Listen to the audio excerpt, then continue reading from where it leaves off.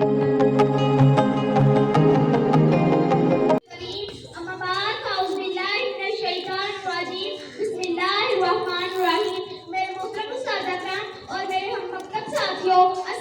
علیکم ورحمۃ اللہ وبرکاتہ۔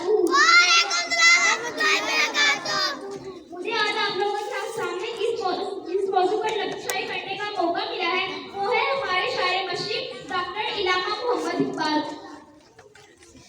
میں اپنی تقریر کا آغاز انہی کے ایک شعر سے کرنا چاہوں گی۔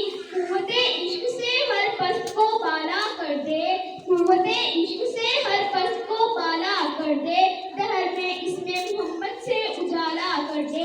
صدر البار ہمارے پیارے پاکستان کے وجود میں آنے سے قبل ایک دور ایسا بھی تھا، قتل و غارت تھی، خون ریزی عام تھی، مسلمانوں نے بھی غلامی کو اپنا مقدر سمجھتے ہوئے تسلیم کر لیا تھا۔ اتنے میں خدا تعالیٰ نے انہیں ایک شاعر مشرق کی صورت میں عظیم رہنما عنایت فرمایا، جس نے اپنی شاعری کے ذریعے مسلمانوں میں جوش و ولولہ اجاگر کیا۔ صدر علی کا جس طرح شہید نبیوں کو چھوتا ہوا اپنی منزل کی طرف رواں ہوتا ہے، اسی طرح شہید کی علامت کے ذریعے علامہ محمد اقبال نے انسان کی عظمت کو اجاگر کیا۔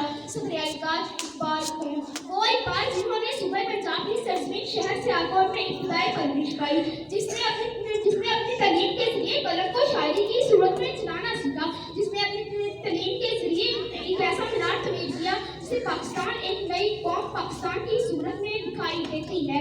انہیں دل دے کر نکھاریں گے رکھے برگے گلاب، انہیں دل دے کر نکھاریں گے رکھے برگے گلاب، ہم نے گلشن کے تحفظ کی قسم کھائی ہے۔